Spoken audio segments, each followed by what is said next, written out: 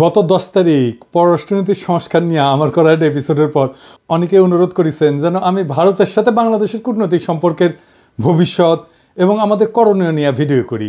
আপনারা জানেন আমার গুরু খলিল ভাই, উনিও আমাকে ইমেলে তার যে মতামত জানাইছেন সেইখানেও তিনি বলছিলেন যে ভারতের সাথে কূটনৈতিক সম্পর্ক নিয়ে আমি সেইখানে কথা বলি নাই আগের এপিসোডে। ভারতের কূটনীতি বোঝা কোনো জটিল বিষয় না, কিন্তু আমার বুবু কাটাল রানী হাসিনা এই সহজ বিষয়টাকে আমাদের কাছে জটিল করে তোলার চেষ্টা করেছেন। অবশ্যই এটা ভারতেরই বুদ্ধি। তিনি নাকি ভারতকে যা দিচ্ছেন তা তারা সারা জীবন মনে রাখবে, তাই না? হ্যাঁ, দেখেছেন তো কি দিছে আর আমরা কি পাইছি তা আজকে দেখব। এই ভিডিওটা শুধু আমাদের সরকারের জন্য না, কূটনীতিকদের জন্য না, বরং কৃষক, ছাত্র, জনতা সহ বাংলাদেশের সকল নাগরিকের জন্য গুরুত্বপূর্ণ। কেন? কারণ আমাদের একমাত্র শত্রু হইল ভারত। জি না, আমরা একা তাকে শত্রু জ্ঞান করি না, তারাও আমাদের শত্রু বলেই মনে করে। এই শত্রু খেলা তারাই শুরু করেছে, আমরা শুরু করি নাই। এটা আমার অনুমান না, আজকে প্রমাণ করব এবং সবাইরে জানাবো প্রমাণ সহকারে। না হইলে বিপ্লবকে ব্যর্থ করার যেসব চেষ্টা ভারত করবে তা মোকাবেলা করা আমাদের দিয়ে সম্ভব হবে না। গত 16 বছর হাসিনা যেভাবে আমাদের সরকারের সব দপ্তরে ভারতের স্থানীয় দালালদের ঢুকাইতেছে, তাতে আমাদের জন্য নতুন করে সব ঢেলে সাজানো ছাড়া কোনো গতি নাই।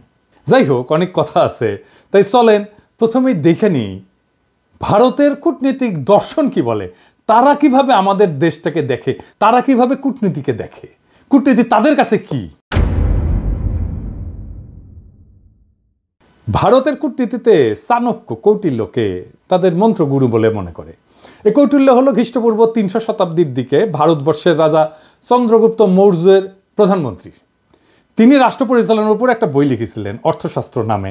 এই বইটা প্রায় দ্বাদশ শতাব্দী পর্যন্ত প্রাচীন ভারতে ব্যবহার করা হইতো। তবে ভারতে মুসলিম সাম্রাজ্যের বিস্তারের পর থেকে এই বইটা কেউ আর খুঁজে পায় নাই। মুসলমান শাসনকর্তারা ভারতের প্রাচীন ফিলোসফিকে জয় বাংলা করে দিছিল। যাই হোক, পরে 1905 সালে আবার সবার অজানা এই মাস্টারপিস ভারতের একজন কৃষক উদ্ধার করছিল এবং একজন সাধারণ ব্রিটিশ সেই বইটা ভারতে সংরক্ষণ করার ব্যবস্থা করে।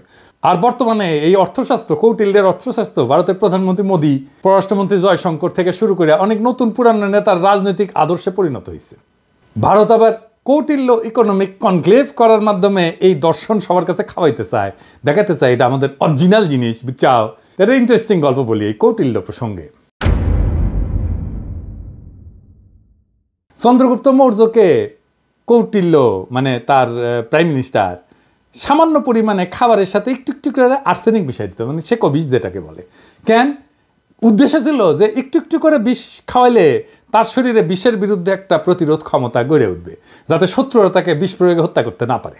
এটা কিন্তু খুব সাইন্টিফিক, কারণ আধুনিক চিকিৎসা বিজ্ঞানও মিথ্রিডাটিজম বলে একটা শব্দ আছে। এর মাধ্যমে অল্প অল্প মাত্রার বিষ গ্রহণ কইরা বিষের প্রতি প্রতিরোধ ক্ষমতা গড়ে তোলা সম্ভব। ঠিক যেভাবে অ্যান্টিবায়োটিক রেজিস্ট্যান্স হয় না ব্যাকটেরিয়ার, জীবাণুর, ওই রকম আর কি উঙ্কা। তো কথিত আছে যে একবার চন্দ্রগুপ্ত মৌর্যের রানী দুর্ঘটনাক্রমে ওই খাবারটা একটু খেয়ে ফেলে, আর্সেনিকযুক্ত খাবার। রানী তখন সন্তান সম্ভবা ছিলেন, তো বিষের প্রভাব থেকে তার অনাগত সন্তানকে বাঁচানোর জন্য রানীর পেট চিরা কৌটিল্য শিশুকে বাইর করছিল। এটাই হইতেছে ইতিহাসের প্রথম সিজারিয়ান সেকশন, বুঝাও। এই ছেলের নাম হইতেছে বিন্দুসার।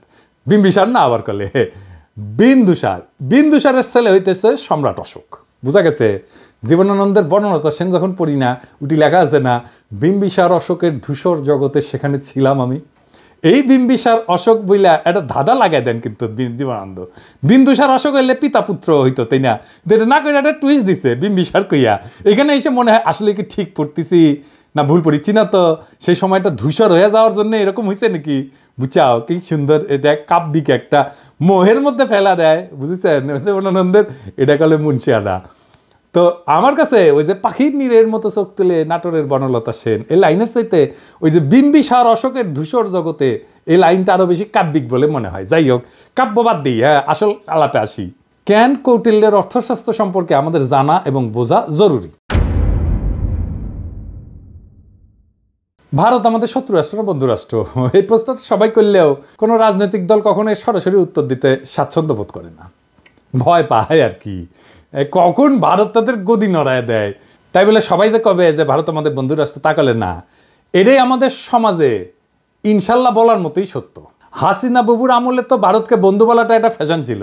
বাংলাদেশের কোনো জাতীয় অর্জনে ওই ভারতের প্রধানমন্ত্রী রাষ্ট্রপতি থেকে শুরু করে মন্ত্রী মুখ্যমন্ত্রী আগমন খুব কমন ছিল না, সাধারণ ঘটনা ছিল না। কিন্তু হঠাৎ কি হইলো যে ময়ূক পাগলা হইয়া গেল। এই যে দেখেছেন এডিটর সাহেব, এটা দেখান না, ওই তিরিং বিরিং করে লাফায় না, দেখান না।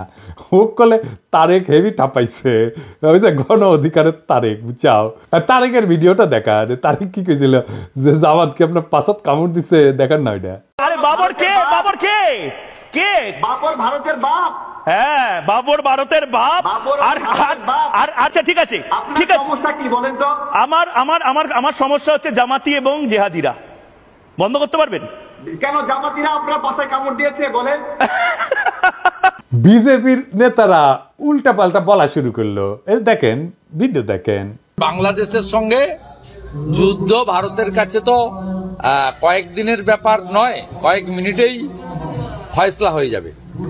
আমরা বড় ভাই হিসেবে চিমটি কাটছে, আঁচড় কাটছে, সহ্য করছি, তো বেড়া আমরা দেবই। বাংলাদেশের সীমান্তে কাঁটাতারের বেড়া বসানোর দরকার হইল, দেখেছেন? আরো কত কি।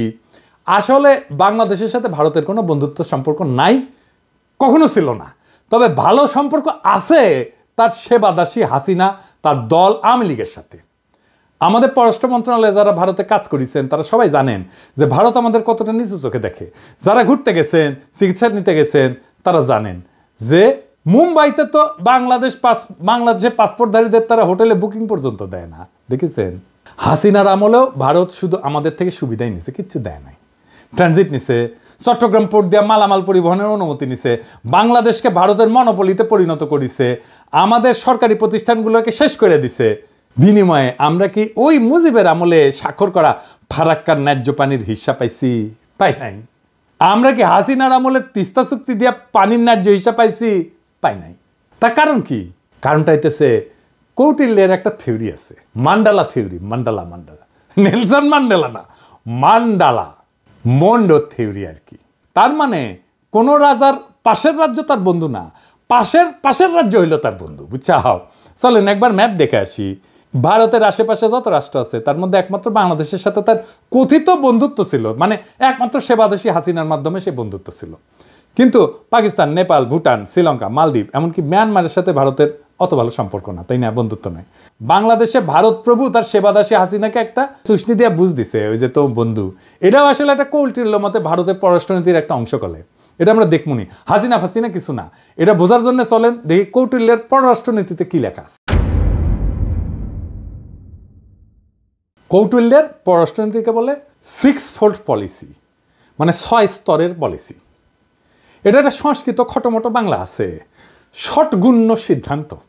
যাই হোক, আমি ইংলিশটাই কব, কারণ ইংলিশে কইলে তো ঠিকই কইছি, তাই না? তো যাই হোক, এই 6-fold পলিসি অনুযায়ী পররাষ্ট্রনীতি 6 ভাবে পরিচালনা করা যায়, 6 ভাবে, বুঝছাও? কি কি? শান্তি, যুদ্ধ, নিরপেক্ষতা, আগ্রাসন, জোট এবং দ্বৈত নীতি। হ্যাঁ, বুঝছাও? 6টা। তো প্রথম আলাপ হইতেছে শান্তি নিয়ে, মানে কৌটিল্যের শান্তি নীতি কি কূটনীতিতে। কৌটিল্য কয় যে একজন রাজা তখনই শান্তি স্থাপন করবে যখন সে দেখবে যে শত্রু রাজা তার ক্ষতি করার সামর্থ্য রাখে। তার মানে হলো দৌড়ের উপরে রাখতে পারলে ভারত শান্তির কথা বলবে, বুঝছাও? 2001 সালে রৌমারিতে সীমান্তে আমাদের তৎকালীন বিডিআরের মাইরের কথা মনে আছে না? এডিটর সাহেব মাইর হবে, মাইরের সাউন্ড হবে। কেমনে তাদের বিএসএফকে আমাদের বিডিআর জওয়ানেরা দৌড়ের উপরে রাখিছিল, মনে আছে না? হ্যাঁ, তো তখন ভারতের অনেক সৈন্য মারা গেলেও ভারত কিন্তু আমাদের সাথে শান্তি স্থাপন করেছিল, কারণ তারা বুঝেছিল যে বাংলাদেশ তাদের দৌড়ের উপরে, দাবরানির উপরে রাখতে পারে। তাইলে ইন্ডিয়ার সাথে শান্তি স্থাপনের একমাত্র পথ হইতেছে, একমাত্র রাস্তা হইতেছে ওরা দাবরানির উপরে রাখা।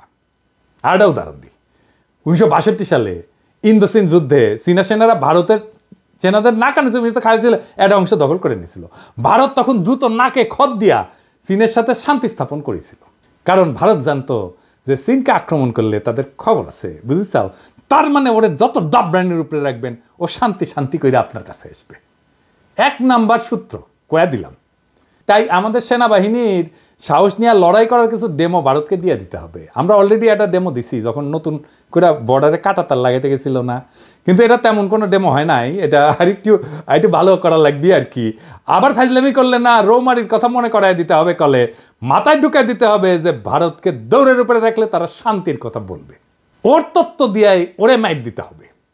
ও কেমনে কূটনীতি চালায়, ওর কূটনীতির মাইন্ডে কি কাজ করে সেটা বুঝা ওর মতো যদি কাজ করেন তাইলে কেস ফতে। এবার আসেন যুদ্ধনীতি। কৌটিল্যের যুদ্ধনীতি কি?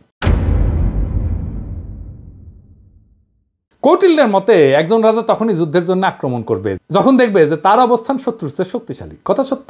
এই যে 1971 সালের কথাই ধরেন না, পাকিস্তান যখন আমাদের আক্রমণ করলো তখন ভারত আমাদের সাথে এসে সাথে সাথে যুদ্ধ করে নাই। তারা দেখিছে যে আমাদের মুক্তি বাহিনী কতটুকু যুদ্ধ করতে পারে। যখন মুক্তি বাহিনী আমাদের পাইরা ফেলাইছে না পাকিস্তানি বাহিনীদের, যখন দেখেছে যে মূল কাম সাইরা ফেলাইছে, তখন 3রা ডিসেম্বর 71 সালের মুক্তিযুদ্ধের শেষের মাত্র 13 দিন আগে যৌথ কমান্ড গঠন করিয়া মুক্তিযোদ্ধাদের ক্রেডিট নিয়ে বাংলাদেশকে স্বাধীন করিয়া দেওয়ার ক্রেডিট নিয়ে নিছে। বুঝছাও? এটা হইল ভারতের সামবাজ যুদ্ধনীতি। এরা তখনই যুদ্ধ করবে যখন তারা বুঝে যে তাদের জেতার সম্ভাবনা 100%। অনেকেই জানেন যে শেখ মুজিবের বান্ধবী যে ইন্দিরা গান্ধী, সেই সময়ের ভারতের সেনাপ্রধান জেনারেল মানেকশকে জুন মাসে কইছিলেন যে এই যুদ্ধ শুরু করতে, কিন্তু রাজি হন নাই। কারণ তখন বাংলাদেশে বর্ষাকাল এবং তাদের সেনারা বাংলাদেশে বর্ষায় যুদ্ধ করলে পাকিস্তানের কাছে গোয়ারা আসবে। সত্যি কথা, আমার কথা না, মানেকশর কথা। তার মুখে শুনেন দাও কি কইছে, এডিটর সাহেব শুনে দেন। And if I were to go in, I guarantee you 100% defeat. I said to Mrs. Gandhi, will you now give me your orders?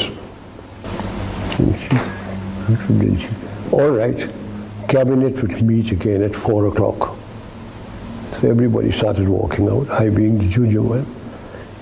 A smile on my face as I was going out. She said, Chief, stay behind. So I said, Prime Minister, before you open your mouth, shall I send in my resignation on grounds of health, mental or physical? And she said, oh, sit down, Sam, tell me. Everything you told me is the truth. I said, yes, everything I've told you is the truth. I said, it's my job to fight to win, not to lose.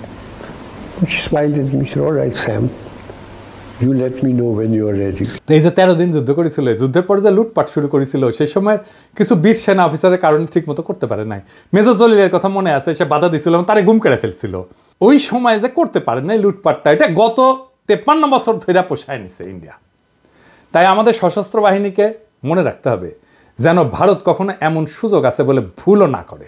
Professor ইউনূসের সেনাবাহিনীর শীতকালীন মহড়ায় যাওয়ার ব্যাপারটা অনেকটা সেই রকম। আমি খুবই পছন্দ করেছি।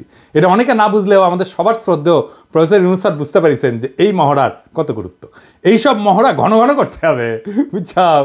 শুধু শীত না, বর্ষাতেও করতে হবে। যে শীত বর্ষা কিছুই যে ভারতের কোনো কাজে আসবে না, ওটা বুঝা দেওয়া লাগবে, বুঝছাও?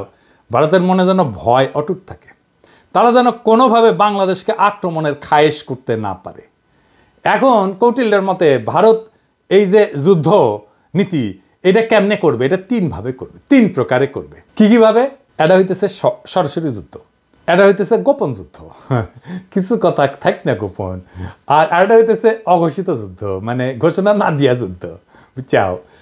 ভারত আমাদের সাথে সরাসরি যুদ্ধে যাবি না, ওই সাহসী নাই। ওই যে বুঝিছে না, এখানকার পোলা পাইন এবং বন্দুকের সামনে বুক পাইতা দেয়, তারপরে নড়ে না। তো এর সাথে যুদ্ধ করা যায়। তারা কি যুদ্ধ করবে? গোপন এবং অঘোষিত যুদ্ধ তারা সবসময় করে আসতেছে এবং এটা করে আসবে। চলেন দেখি সেটা কিভাবে করবে। গোপন যুদ্ধ হইল সেটা সেই পন্থা যেটা দ্বারা ভারত আমাদের একদিকে আক্রমণের আশঙ্কা তৈরি করবে আর আমাদের সেনাদের সেই দিকে ব্যস্ত রাখবে, কিন্তু ভারত আমাদের আক্রমণ বা ক্ষতি করবে অন্য দিক থেকে, বুঝছাও? মাথায় ঢুকে নাই, তাই না? ধরেন আমাদের দক্ষিণে তো আরাকান রাজ্য, একটা নতুন রাখাইন দেশ হওয়ার সম্ভাবনা আছে, তাই না? ভারত রাখাইন দেশকে দিয়া বাংলাদেশের নাপ নদী সংলগ্ন বর্ডারে উত্তেজনা তৈরি করবে, আর আমরা যখন ওই দিকে সামলাইতে ব্যস্ত হয়ে যাব তখন উত্তরবঙ্গ বা অন্য কোনো বর্ডার দিয়া সে আক্রমণ করার চেষ্টা করবে। এটা বুঝতে ভারতের ওই হকার সাংবাদিক ময়ূক রঞ্জনের একটা ভিডিও দেখি, চলেন। সে কইতেছে যে বাংলাদেশের চিকেন নেক নিয়ে নিলে ভারত ফেনী দখল করিয়া চট্টগ্রামকে আলাদা করে দিবে। শুনেন। এটিকে বলা হয় বাংলাদেশের চিকেন স্নেক। বাংলাদেশের এই চিকেন স্নেক অবরুদ্ধ করতে ভারতের সময় লাগবে 5 মিনিট। বাংলাদেশের চিকেন স্নেক এটা যদি কাট অফ করে দেওয়া হয় তাহলে গোটা বাংলাদেশের ভূখণ্ডের সাথে চট্টগ্রামের কোনো সম্পর্ক থাকবে না। এই ফেনীটা যদি কোনোভাবে কাট অফ হয়ে যায় বা দখল হয়ে যায় বা অবরুদ্ধ হয়ে যায়, গোটা বাংলাদেশের এত বড়, এত জেলা সহ যে বাংলাদেশ, সেই বাংলাদেশ থেকে কাট অফ হয়ে যাবে চট্টগ্রাম। এবার এটা মৌলবাদীদের কি করে লোকে বোঝাবে? অর্থাৎ ভারত আমাদের চট্টগ্রামের ভয় দেখাইতেছে যেন আমরা এদিক নিয়ে ব্যস্ত হইয়া যাই আর ভারত আমাদের অন্যদিকে দেয়, বুঝছাও? কিন্তু সেই প্ল্যান তো আজকে ফাঁস করে দিলাম, তাই না? এবার চলেন অঘোষিত যুদ্ধ কেমনে ভারত করবে। এটা আসলে ভারতের সবচেয়ে পছন্দের যুদ্ধ, বুঝছাও? এই যুদ্ধে তারা তাদের সরকারি এজেন্ট, ধর্মীয় এজেন্টদের ব্যবহার করবে। তারা এই কাজ শুরুই করে দিছে। সরকারি চাকরিতে ভারতের দালালদের দিয়া অস্থিরতা তৈরি করেছে, ক্যাডারে ক্যাডারে দ্বন্দ্ব করেছে। এইটা প্রফেসর ইউনূসের সরকারকে কাজ করতে না দেওয়ার একটা কুবুদ্ধি। তাই আমি আগেও বলছি, এখনো বলি, ক্যাডারে ক্যাডারে দ্বন্দ্বের সমাধান করা জরুরি। এই ক্ষেত্রে কোনো কথা শোনা যাবে না, কঠোর হইতে হবে। যারা এই দ্বন্দ্ব ধৈর্য রাখতে চায় ওরা ভারতের দালাল। সবার অধিকার এবং প্রাপ্যতায় সাম্য দরকার। তারপর যদি আমলারা যদি কাজ ঠিক মতো না করে তাহলে পাছায় লাথি দিয়া চাকরি থেকে বের করে দেন। আমি গত ভিডিওতে তো পররাষ্ট্র অফিসারদের সুযোগ সুবিধার কথা কইছিলাম, তাই না? প্রশাসন ক্যাডার মনে হয় আমার উপর মাইন্ড করেছে যে দাদা তো ওদের কথা কইলে আমাদের কথা কিছুই কয় নাই। হ্যাঁ, এবার বুঝেন কেন বলছি। যতদিন ক্যাডার ক্যাডার দ্বন্দ্ব থাকবে ততদিন আমাদের সার্বভৌমত্ব ভারতের আগ্রাসী নীতির হাতে পরাজিত হওয়ার সম্ভাবনা থাকবে। এটা তো আমরা হতে দেবো না, তাই না? তবে সুযোগ সুবিধা পাওয়ার পর আমার কূটনীতিক সহ 25 ক্যাডারের ভাই বোনেরা যদি কাজ না করেন আর ভারতের সামসামি না ছাড়েন তাইলে আপনাদের কলে খবর আছে, কইয়া দিলাম, বুঝছেন? আমি যখন ধরি না তখন কিন্তু কচ্ছপের কামড় দিয়া ধরি। আর একটা উদাহরণ দিই, ওই যে চিন্ময় প্রভুপাদের কথা মনে আছে না? ওরে দিয়া ভারত সুন্দর একটা গেম সাজাইছিল কলে, যেন হিন্দুরা এই সরকারের বিপক্ষে কাজ করে। সাথে ভারতের কিছু বেতনভোগ বাংলাদেশি দালালও ছিল, ওই যে প্রথম আলো, তার দিল্লি স্টার, এটা আছেই। কিন্তু ইউনূস স্যার সেই ওগেরে আসার মেরে দিচ্ছে ভালো করিয়া। একইভাবে দিল্লির সাতপন্থীদের দিয়া ধর্মপ্রাণ মুসলমান তাবলিগের সদস্যের মধ্যে মারামারি সৃষ্টি করছেন, সেটাও আমরা সামলাইছি কলে। এইরকম আরও আসবে, কিন্তু এখন আর লাভ হবে না, কারণ সবাই বুঝে গেছে যে ভারত কিভাবে এই কাজটা করে বা করবে। এইটা ভারতের অনেক প্রিয় মেথড, কিন্তু প্রিয় পদ্ধতি। ভারত আগেও তাই করেছে। 1975 সালে শেখ মুজিব জয় বাংলা করে দেওয়ার পরে ভারত আমাদের পার্বত্য চট্টগ্রাম এলাকায় শান্তি বাহিনীকে ফান্ড করেছিল, ট্রেনিং দিছে, তারপরে অশান্তি সৃষ্টি করেছে।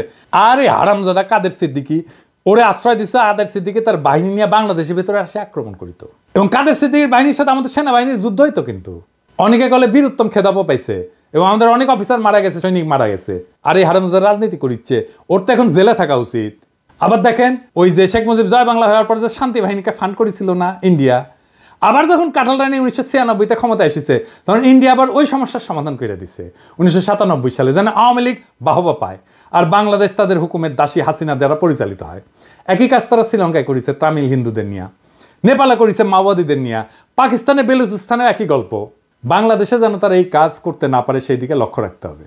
বর্ণ, গোত্র, ধর্ম নিয়ে যারা লাভ দেবে, ঝামেলা করার চেষ্টা করবে, ইসলামকে বাংলাদেশে বিতর্কিত করার চেষ্টা করবে, এরা সবাই ভারতের দালাল, এটা মাথায় রাখতে হবে। এবার দেখি কৌটিল্যের নিরপেক্ষতা কূটনীতি কি। কৌটিল্য কাছে যদি কোনো রাজা মনে করে যে তার শত্রু রাষ্ট্রের ক্ষমতা তার সমান এবং এই ক্ষমতার সাম্য তাদের পারস্পরিক ক্ষতি হইতে বিরত রাখে, তবে রাজা সেই রাজ্যের প্রতি নিরপেক্ষ থাকে। মজার কথা মানে হইল, ভারত যদি মনে করে বাংলাদেশ তাদেরকে জয় বাংলা করে দিতে পারে যে কোনো সময়, তাইলে ভারত আমাদের সাথে নিরপেক্ষ আচরণ করার সিদ্ধান্ত নেবে। এই ধরেন 5ই আগস্টের পর আমরা যখন ইলিশ দেওয়া বন্ধ করেছিলাম তখন ভারতের বাহাদুরি কিন্তু শেষ হয়ে গেছিল। তো ওরা তখন আমাদেরকে তেল দিয়া, কালারানির প্রতি প্রেম কিছুটা বিসর্জন দিয়া আমাদের থেকে ইলিশ নিচ্ছে, আমরা দিছি। যদিও এই সিদ্ধান্তটা আমাদের অনেকে পছন্দ হয় নাই, কেননা আমরা সেই সিদ্ধান্ত বুঝে নিছি কিনা জানি না। তবে এখন এইসব চাল আমাদের বুদ্ধি করে চলতে হবে। ভারতকে বুঝাই দিতে হবে যে 1971 সালে আমাদের সহায়তা করার প্রতিদান অনেক গুণে আমরা দিছি, এখন আমরা আমাদের ন্যায্য পাওনা আদায় না করে আপনাদের কিছু দিব না। আর একটা উদাহরণ দিই, 2008 সালে যখন মুম্বাইতে আক্রমণ হয় না, ওই যে তার দায় কলে ভারত পাকিস্তানকে দিছিল, অনেক হম্বিতম্বি করেছিল, কিন্তু তারা পাকিস্তানে কোনো সামরিক আক্রমণ চালায় নাই। এর কারণ হইল পাকিস্তান একটা নিউক্লিয়ার শক্তি, ওরে আক্রমণ করলে ভারত জয় বাংলা হয়ে যাবে, এটা ভারত বুঝে, তাই তারা হাক ডাক দিয়া চুপ ছিল। বুঝা গেছে ব্যাপারটা? শক্তিতে সমান সমান টক্কর দিতে হবে, টক্কর দেওয়ার ক্ষমতা আমার, টক্কর দেওয়ার ক্ষমতা আছে, এইটা বুঝাই দিতে হবে। এবার আসেন কৌটিল্যের আগ্রাসন নীতি। কৌটিল্যের দর্শন মোতাবেক একজন রাজা যখন নিজের শক্তি বৃদ্ধি করে তখন সে শত্রু রাজ্যকে আক্রমণের প্রস্তুতি নেয়। এটা কিন্তু ভারত খুবই মানে হইল যে এটা ভারতের পছন্দের একটা মেথড, এইভাবে সে মাপে অন্যরে। এই যে ধরেন রৌমারির কথা, 2001 সালে রৌমারিতে ভারতের সেনারা আমাদের জয় বাংলা হওয়ার পরে ভারত কিন্তু চুপ ছিল, কারণ আগেই বলছি এরপর আমাদের বুবু যখন 2008-এ 111-এর নকশা ক্ষমতা আসে, তার কয়েকদিনের মাথায় ভারতের প্রতিশোধ নেয় বিডিআরে হত্যাকাণ্ড কইরা, 57 জন সেনা অফিসারকে হত্যা কইরা। শুধু তাই না, বিডিআরের গৌরবময় ইতিহাস যেন বাংলাদেশে না থাকে তাই তারা কাঁঠাল রানীকে দিয়ে নাম পরিবর্তন কইরা বিজিবি বানায়, পোশাক বদলায়। দেখেন হাসিনার দাসত্ব। আমরা যেহেতু এটা এখন বুঝে গেছি, আমরা আবার বিডিআরকে তার আসল নামে ফেরত নিয়ে যাব। বিডিআর নামে পরিচিত হবে, তাদের আধুনিক অস্ত্র দেব, ফেরায় দেব তাদের গৌরবের ইউনিফর্ম। এই নাম শুনলে আর ইউনিফর্ম দেখলে ভারতের 2001 সালের কথা মনে থাকবে, আর পাতলা পায়খানা হয়ে যাবে। এইটা আমাদের প্রথম কৌশল। দেখেন ভারতের সেনা প্রধানের বক্তব্য। I am in touch with the chief of Bangladesh during the time of when this changeover took place. I was in constant touch with him, and even thereafter in November 24 we had a video conference also. As far as the military cooperation is concerned, is again going up in the same way. Our officers have moved there for the NDC also. There is no let up on that side. The only thing is, as far as the joint exercise which is carried out, because of the situation as of now, that we have postponed for some time, and as and when the situation improves, that exercise will also go on. When we talk about the relationship we should talk about when there is an elected government. So as of now, the relationship is with the military is well and perfect. 5 আগস্টের পর 5 মাস হয়ে গেল ভারত তার কোনো মন্ত্রী বা সংস্থা প্রধান কখনো এই ধরনের কথা বলে নাই। আমি আমার আগের ভিডিওতে বলছিলাম যে ভারতের প্ল্যান মোতাবেক সব চলতেছে, এবং এই প্ল্যান মোতাবেক চালাইতেছে ভারতের আরেক সেবাদাস ওয়াকার। আমার কথা অনেকেই বিশ্বাস করেন নাই, অনেকেই আমাকে কইছেন ওয়াকার একটা বিপ্লবের শক্তি। এখন দেখেছেন তো, এখন দেখেন ভারতের সেনা প্রধান বলে তার সাথে নাকি অন্তর্বর্তীকালীন সরকার গঠনের পুরা সময় জেনারেল ওয়াকারের সাথে যোগাযোগ ছিল। অর্থাৎ ওয়াকার সাহেব যখন রাজনৈতিক নেতাদের নিয়ে অন্তর্বর্তীকালীন সরকার গঠনের চেষ্টা করতেছিলেন, তখন তিনি নিয়মিত ভারতের সেনা প্রধানের সাথে যোগাযোগ রাখতেছিলেন। রাষ্ট্রদ্রোহী কাজ করছেন তিনি। ওয়াকার সাহেব হয় আপনি বিপ্লবের স্পিরিট ধরতে পারেন নাই এবং হাসিনার আমলের অভ্যাস 2 দিনে ছাড়তে পারেন নাই, অথবা আপনাকে ভারতের সেনাপ্রধান ফাঁসাইয়া দিছে যাতে বাংলাদেশের সেনাবাহিনীর সর্বোচ্চ নেতৃত্ব বিপ্লবের বিপক্ষে কাজ করতেছে, এইটা জনমনে ছড়ায় দেওয়া যায়। এইটা বাংলাদেশকে এবং বাংলাদেশের মানুষের মনোবল ধ্বংস করার চেষ্টা। এভাবেই গত 5 মাস ভারত নিজেদের কৌশল ঠিক করেছে এবং বাংলাদেশের সকল মানুষকে এটা বোঝানোর চেষ্টা করতেছে যে ভারত এখনো আমাদের প্রভু। এবং এইটা বোঝানোর জন্য তাদের প্রথম টার্গেট আমাদের হাসিনা বাবুর ফুফাতো বোনের জামাই সেনাপ্রধান ওয়াকার সাহেব। আমি অবাক হই যে সমস্ত সেনা সদর বা আন্তঃবাহিনী জনসংযোগ পরিদপ্তর এই নিয়ে কোনো কথা বলেন নাই, আর ভারতের দালাল বাঙ্গুয়েলিটারা বৈশাখী নিজেদের দেখতেছে আর নিজেদের হারানো প্রভাব পুনরুদ্ধারের স্বপ্ন দেখতেছে।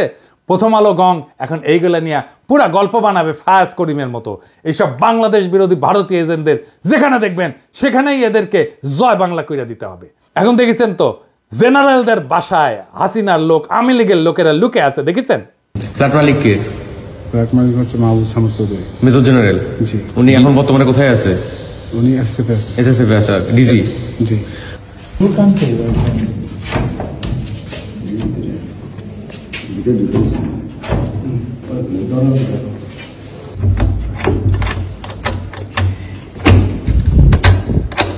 এক্সকিউজ মি, কেউ যদি থেকে থাকেন আসেন, কথা বলেন, বের হন, নাইলে আমরা কিন্তু দরজা ভাঙতে বাধ্য হব।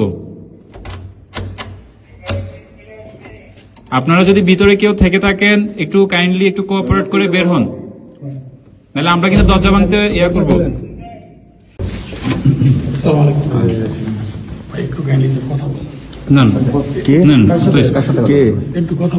বলেন কে? ভাই আমি তো স্যার সাহেবের সামনে আসেন, সামনে আসেন, সামনে আসেন, সমস্যা নাই। বাতিগুলো লোক বলেন। মহিলা বন্ধ করে আপনি প্রশ্ন দিলেন।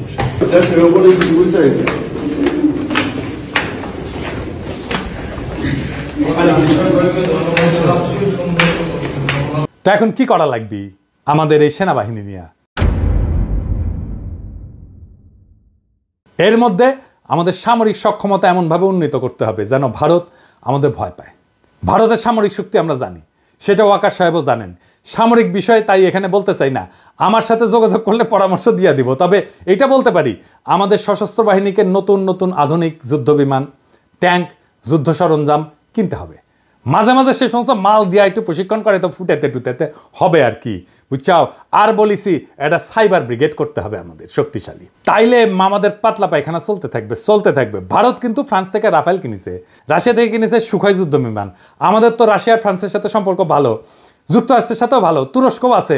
ভারত এতদিন আমাদের আধুনিক যুদ্ধ সরঞ্জাম কেনার ব্যাপারে ভেটো দিয়ে আসছে করলে, এখন বুঝতে পারছেন তো কেন তারা ভেটো দেয়? এই কূটনীতির কারণে, কারণ ওরা চায় আমরা যেন সমরে শক্তিশালী হইতে না পারি এবং তাদের সেবা দাসী হিসাবে থেকে যায়। এরপরে আসেন কৌটিল্যের কূটনীতিতে জোট নীতি কি। কৌটিল্য বলে দিছে যে যখন রাজায় যুদ্ধ করবে না তখন সে অন্য শক্তিশালী রাজ্যের সাথে জোট গঠন করবে এবং নিজেকে সেই শক্তিশালী রাজার হাত থেকে নিরাপদ রাখবে। ভারত কিন্তু এই কামটাও ঠিক মতো করে, মানে কৌটিল্যকে মাইনে চলে আর কি। এই যেমন ধরেন ভারতের সামরিক সহযোগিতার সম্পর্ক আছে রাশিয়া, ইসরায়েল আর যুক্তরাষ্ট্রের সাথে। এই তিন দেশ চাইলে যে কোনো সময় ভারতকে জয় বাংলা কইরা দিতে পারে। আবার লক্ষ্য করলে দেখবেন যে এই তিন দেশের সাথে যাদের শত্রুতা, ভারত কিন্তু তাদেরকে শত্রু মনে করে। এই তিন দেশের কমন শত্রু হইল মুসলিম দেশগুলা। ভারত এদের সাথে সন্ধি করার মানে হইল ভারত এদের সাথে মিলা মুসলিম বিরোধী শক্তি গঠন করতে চায়। ভারত এইসব দেশ থেকে সমরাস্ত্র কেনে, এদের সাথে মিলিটারি তথ্য আদান প্রদান করে। আমরা হয়তো ইসরায়েলের সাথে সম্পর্ক করতে না পারলেও বাকি দুই দেশের সাথে পারবো, সেই অবস্থা আমাদের আছে। আবার কাঁঠাল রানী যেইভাবে আমেরিকার সাথে সম্পর্ক খারাপ করেছিল, তাতে এটা পরিষ্কার যে হাসিনা ভারতের নীল নকশা বাস্তবায়ন করেছে যেন বাংলাদেশের সাথে আমেরিকার সম্পর্ক ভালো না থাকে। আমরা এদের সাথে সম্পর্কের পাশাপাশি চীন, পাকিস্তান, সৌদি আরব, ইরান, তুরস্কের সাথে সামরিক সম্পর্ক তৈরি করব। এরা কেউ ভারতের সাথে সন্ধি করবে না, কিন্তু আমাদেরকে এরা ভালোবাসে, ঠিক কিনা বলেন? আমাদের সাথে সন্ধি করবে।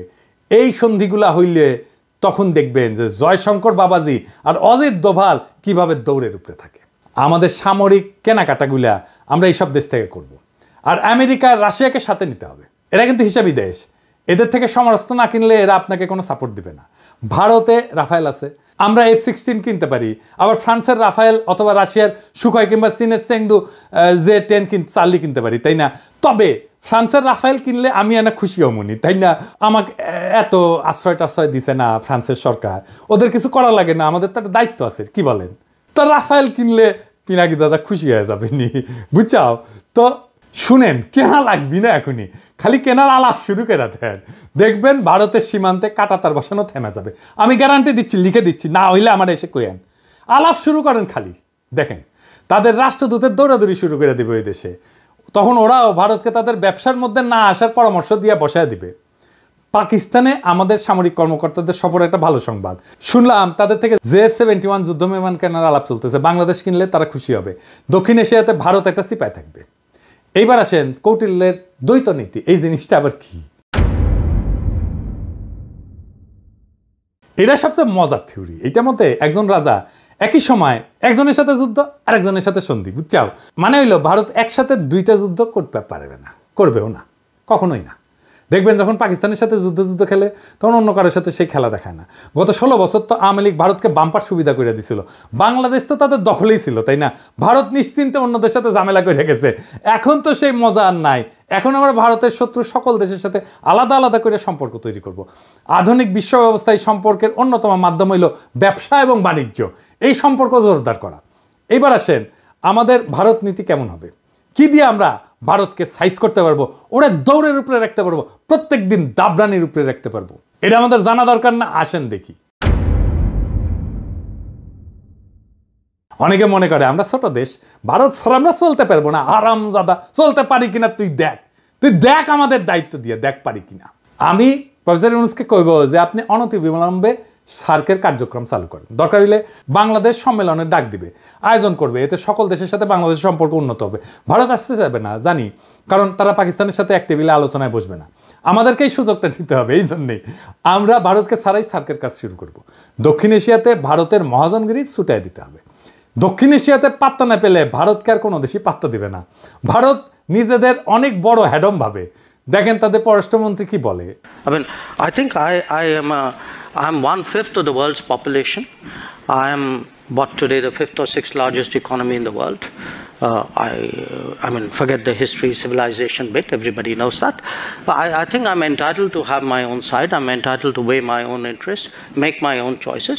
And my choices will not be cynical and transactional, but they will be a balance of my values and my interests. There is no country in the world which disregards its interests. SAARC চালু হইলে দেখবেন ভারতের পায়জামা ঢিলা হয়ে গেছে, ওর ফিতা খুঁজে পাচ্ছে না। সাথে আমরা অবজারভার হিসেবে নিব চীন, রাখাইন, এইসব দেশকে, তারা খুশি হবে। আফগানিস্তানকে নিব, রোহিঙ্গা সমস্যার সমাধানে নতুন গতি আসবে। আর ইন্ডিয়াকে আমরা বাস দিতেই থাকবো। আগে কইছিলাম যে ভারত তার কোনো প্রতিবেশী দেশকে বন্ধু মনে করে না। আমরা ভারতকে বন্ধু মনে করার কোনো ঠেকা নাই আছে, ওরাই তো মনে করে না। আমাদের ভুলে গেলে চলবে না যে আমরা 18 কোটি মানুষের একটা বাজার, পৃথিবীর 8ম বৃহত্তম বাজার, আমাদের ক্রয় ক্ষমতা বিশ্বে 25তম। আমাদের এইখানে সবাই তার পণ্যের বাজার করতে চাইবে, সবাই। আওয়ামী লীগ বাংলাদেশকে ভারতের একক বাজারে পরিণত করছিল। বিগত 5 বছরে, বিশেষ করে কোভিডের পর ভারত থেকে আমাদের আমদানি কতটা বাড়িছে দেখেছেন? দেখেন, শুধু 2022 সালে ভারত থেকে বাংলাদেশ আমদানি করেছিল $14 বিলিয়ন, আর যেখানে বাংলাদেশ থেকে ভারত আমদানি করেছিল মাত্র $2 বিলিয়ন। মানে হইল হাসিনা বাংলাদেশের টাকায় ভারতের কোভিড থেকে হওয়া ক্ষয়ক্ষতি মিটানোর ঠিকানি ছিল। না হলে ভারতের এত দুঃখ কারণ দেখি না। ভারতের সাথে আমাদের ব্যালেন্স অফ ট্রেড হবে সমান সমান, লাগলে আমাদের পক্ষে বেশি হবে, কারণ ভারতের জনগোষ্ঠী আমাদের 10 গুণ। আমরা যা ভারত থেকে কিনবো, ভারতের আমাদের 10 গুণ কিনতে হবে আমাদের কাছ থেকে। ভারত আমাদের থেকে সমান সমান আমদানি না করলে আমরা ভারত থেকে পণ্য আমদানি বন্ধ রাখবো। ভারত থেকে আমরা সবচেয়ে বেশি আমদানি করি তেল, তুলা, পশুখাদ্য, মোটরযান ইত্যাদি। এইগুলো আমাদের নিকটবর্তী দেশগুলো থেকে সহজে আমদানি করা সম্ভব। আমরা এই সেক্টরগুলোতে চোখ রাখবো, আর এই সেক্টরগুলোতে ভারত থেকে আমদানি বন্ধ না করা হইলে আমরা দরকার হলে রাস্তায় নামবো, আবার সংগ্রাম করব। মেসেজ ক্লিয়ার, ভারতের একচেটিয়া আমদানি বাদ, লাগলে চীন থেকে আমদানি হবে, লাগলে রাশিয়া থেকে আমদানি হবে। ওদের সাথেও ব্যালেন্স অফ ট্রেডের অবস্থা ভালো না। তবে ভারতের শত্রু আমাদের বন্ধু হইতেই পারে, আর আমাদের সাথে ফাজলামি করলে আমরা চীনকে দিয়ে ভারতের কান চুলকাইতে পারবো। তখন ভারত বুঝবে যে কৌটিল্য আমরাও বুঝে গেছি, বুঝছাও। আর বুঝেছেন তো, আমি তো কইছিলাম যে রাশিয়া থেকে ট্রাক কেনা লাগবে। এই যে দেখেছেন না ট্রাক কত সুন্দর, দেখেছেন? রাশিয়া থেকে ট্রাক কেনেন, ইন্ডিয়ার ট্রাক দিয়ে কি করবেন? দেখেছেন, মুখে হাসি ফুটেছে। এই যে আমার ক্ষুদ্র ভাতারা খুশি হয়ে গেছে রাশিয়ার ট্রাক দিকে। তা আমাদের ভারত নীতি খুব সোজা। 1971-এর পর থেকে আওয়ামী লীগ যে চুক্তি করেছে ওইগুলো আমাদের পুনর্বিবেচনা করতে হবে। ভারত যদি কোনো চুক্তি না মানে তাহলে আমরা সব চুক্তি বাতিল করে দেব। ভারত বাংলাদেশের 64টা অভিন্ন নদীর একটা নদীতে যদি ঠিক মতো পানি না আসে তাহলে ভারতের ট্রানজিট বন্ধ করে দেওয়া হবে। সীমান্তে ওদের শাকসবজি কাঁচামাল যেন পয়সা নষ্ট হয়ে যায়। একবার এই কাজ করে দেখবেন ভারত কিভাবে সোজা হয়ে থাকে। আমরা যেভাবে হাসিনার রেমিটেন্স বন্ধ করে দিছিলাম না, ঠিক সেইভাবে ভারতের বাংলাদেশ থেকে উপরি কামাই যদি বন্ধ করে দেন তাহলে দেখবেন ওই সোজা। ভারতে কেউ শপিং করবেন না, ভারতে কেউ চিকিৎসা করতে যাবেন না। ভারতের টিভি চ্যানেল বাংলাদেশে চালানো হলে বাংলাদেশের টিভি চ্যানেলগুলো ভারতে চালাতে দিতে হবে। আমাদের টিভি চ্যানেল টাকা দিয়ে কিনতে হবে ওদের। এই বাজার হারানোর ভয় ভারতের মধ্যে ঢুকলেই দেখবেন সব ঝরঝরা। সেদিন দেখলাম বাংলাদেশ সরকার ভারত থেকে 1137 কোটি টাকার ডিজেল কিনবে বলে সিদ্ধান্ত নিচ্ছে। কি আর করবো, কি আর বলবো, বুঝতে পারছি না। জুলাই বিপ্লবের পরে আমাদের প্রায় 2000 ছাত্রছাত্রী পান হারাইলো ভারতের সেবাদাসী হাসিনার পুলিশের গুলিতে। এখন আমাদের ডিজেল কেনার জন্য আর ভারত ছাড়া কারোর চোখে পড়ে না। তো এই জ্বালানি উপদেষ্টার সাথে আমার অনেক বন্ধু বান্ধব ওনারা সম্মান টন্মান করে, সেজন্য কিছু কইছিলাম না এতদিন। কিন্তু বুঝেন জ্বালানি উপদেষ্টা সাহেব, কামটা আপনি খুব খারাপ করেছেন। আপনারা ওয়ার্নিং দিলাম, ডিজেল কেনার জায়গা পান না আপনি। হ্যাঁ, আরও তো 6টা দেশ থেকে তো ডিজেল তেল কিনতেছেন। এই যে দেখেন তো ওই 6 দেশ থেকে ডিজেল কেনা যেত না কেন? ভারত থেকে তেল কেনার দরকার পড়লো? কুরকুরানিটা কই? জ্বালানি উপদেষ্টা সাহেব, আপনাকে জাতির সামনে এই প্রশ্নের উত্তর দিতে হবে। সামে সিকোনে প্রচুর কাম করিচ্ছেন কলে, নাইলে বিপ্লবী জনতা আপনাকে কেন বিশ্বাস করবে? ইউনূস স্যার, আপনি কি এই ব্যাপারে জানেন? নাকি বিএনপির সাথে সমঝোতা হওয়ার পর এখন বিএনপির চাপে আপনারা এই সিদ্ধান্ত নিতেছেন? নিলে জানান, আমরা তো আছি। যেই দল গত 10 বছরে মুরগির ক্ষোভ থেকে বাইরে হতে পারে নাই, সেই দল এখন নিজেদের জুলাই আন্দোলনের মাস্টার মাইন্ড বলে, আবার ক্ষমতা আসার জন্য ভারতের সাথে আতাত করে যেন ভারতের প্রভুত্ব বাংলাদেশে টিকে থাকে। এমনিতে আপনাদের জনসমর্থন কেমন এটা তো বুঝতে পারছেন। মানে ওই দলকে কইতেছি যে আসতে চায় ক্ষমতায়, তারপরে যদি ভারতের দাস হিসেবে পরিচিত পান তাহলে ক্ষমতা আসলেও সে ক্ষমতা ধরে রাখতে পারবেন না। হাসিনারে নামাইতে যদি 36 দিন লাগে, আপনারা 36 ঘন্টায় নামায় দেওয়া যাবে। খুব সাবধান, এটা ইন্টারনেটের যুগ, উন্নত প্রযুক্তির দুনিয়ায় কিন্তু সরকার চালানোর অভিজ্ঞতা আপনাদের নাই। আমরা জানি কিভাবে কি করতে হয়, আপনাদের চেয়ে আমরা অনেক ধাপ আগে। আমাদের সাথে পরামর্শ করেন, নইলে কি করতে গিয়ে কি খায়া ফিরে আসবেন তা কিন্তু বুঝবার পারবেন না। ভারতে আমাদের সব কাজ স্লো করে দিতে হবে, দূতাবাসে আমাদের লোকের সংখ্যা কমাই দিতে হবে। পররাষ্ট্র উপদেষ্টা এই জিনিসটা ভালো করে খেয়াল রাখবেন, ওই লোক দিয়ে আমাদের আসন্ন বন্ধু দেশের মিশনগুলোকে শক্তিশালী করেন।